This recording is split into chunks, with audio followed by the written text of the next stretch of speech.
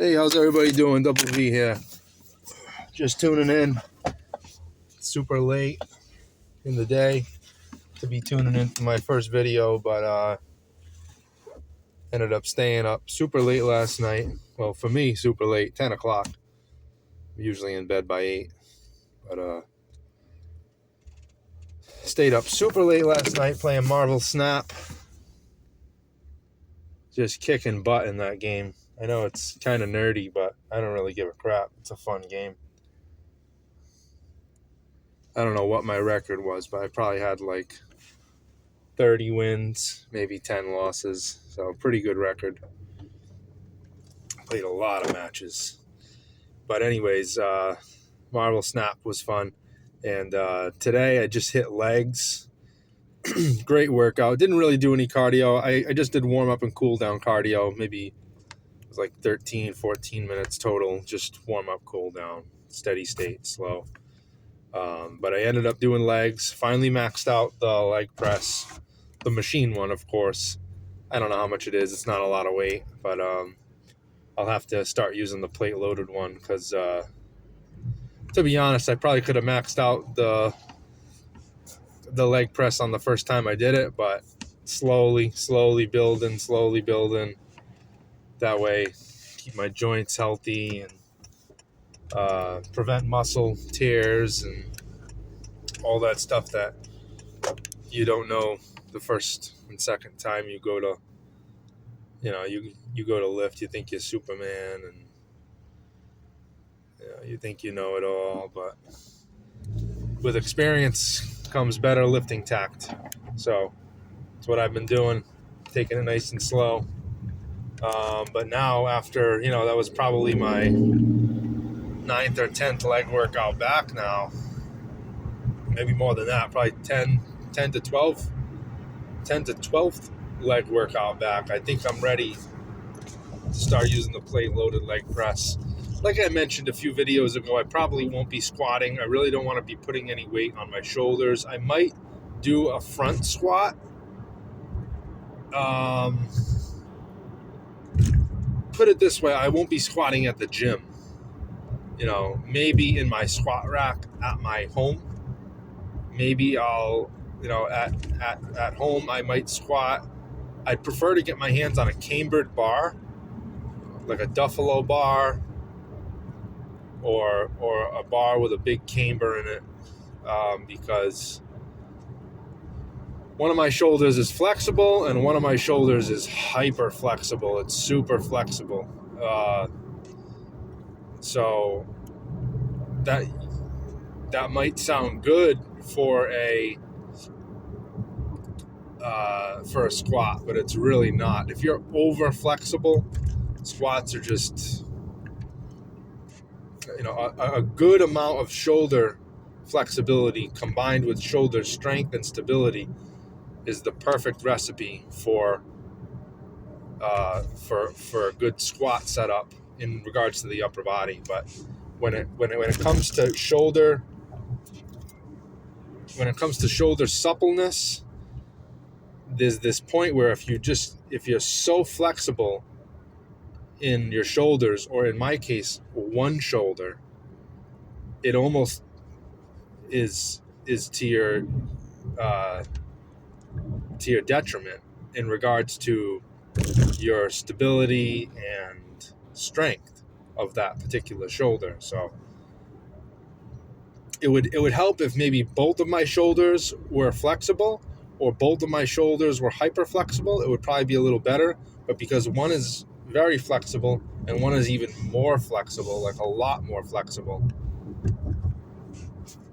I've done so much squatting. I know what works for me. I'm trying to put on muscle.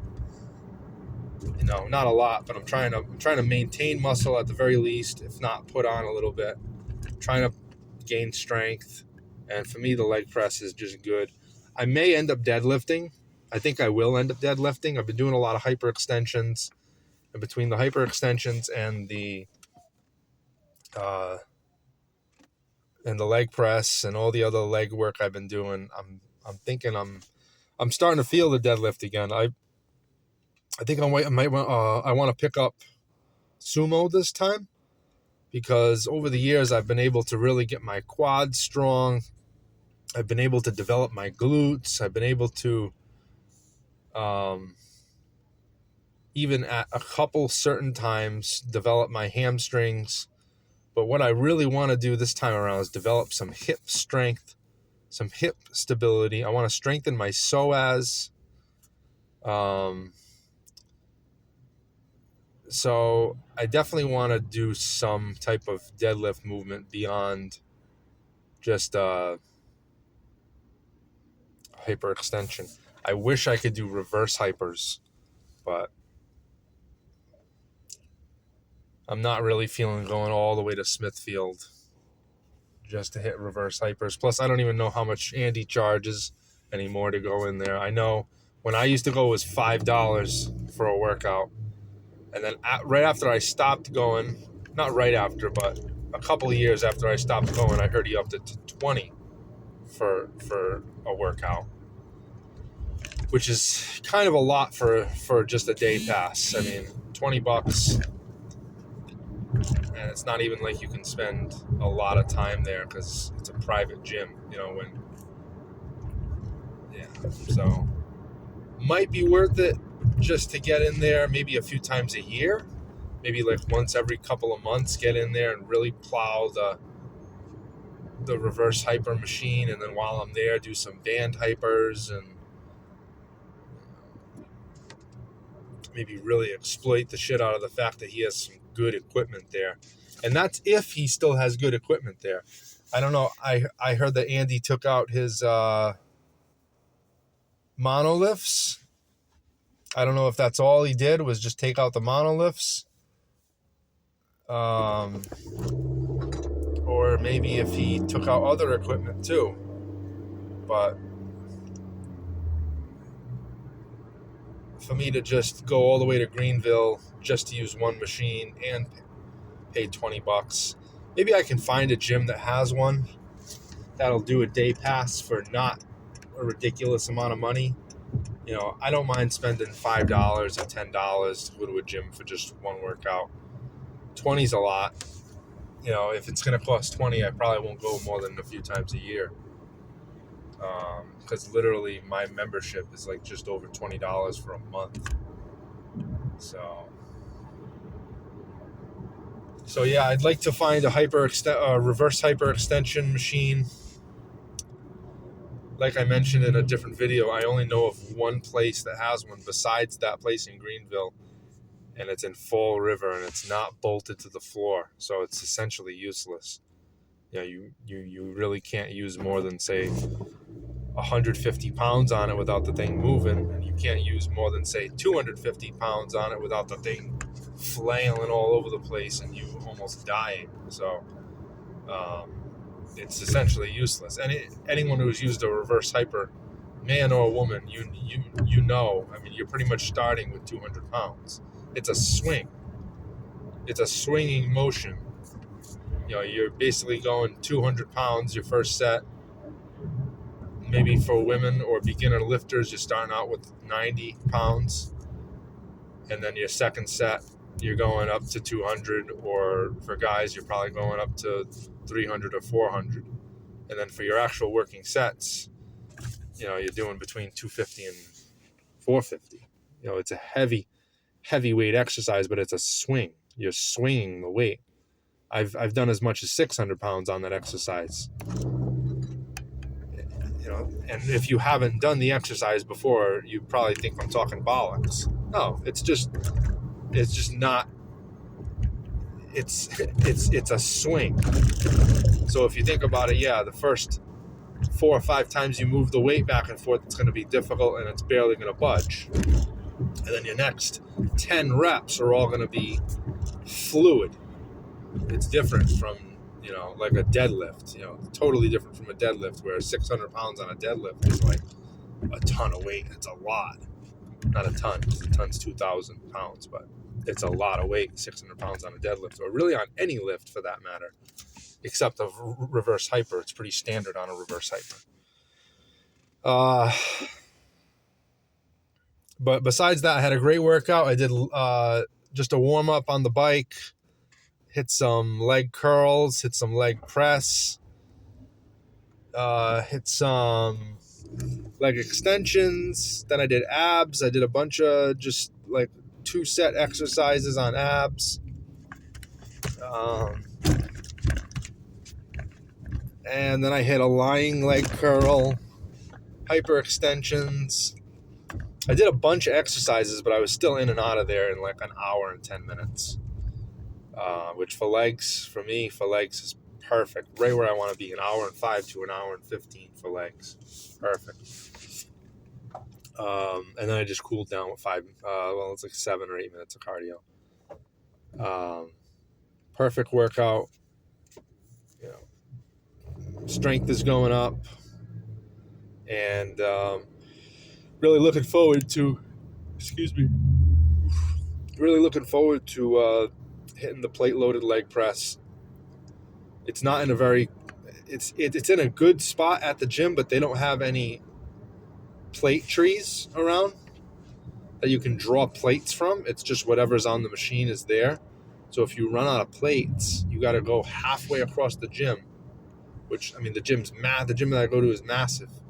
So halfway across the gym is like 60 feet. So you got to go halfway across the gym, grab the plates, then come back, keep loading it.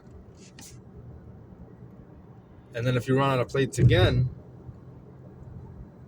it's like, I don't know how many plates they put over there, but I would think it's no more than 10, because they definitely don't want to discourage people from loading that thing up.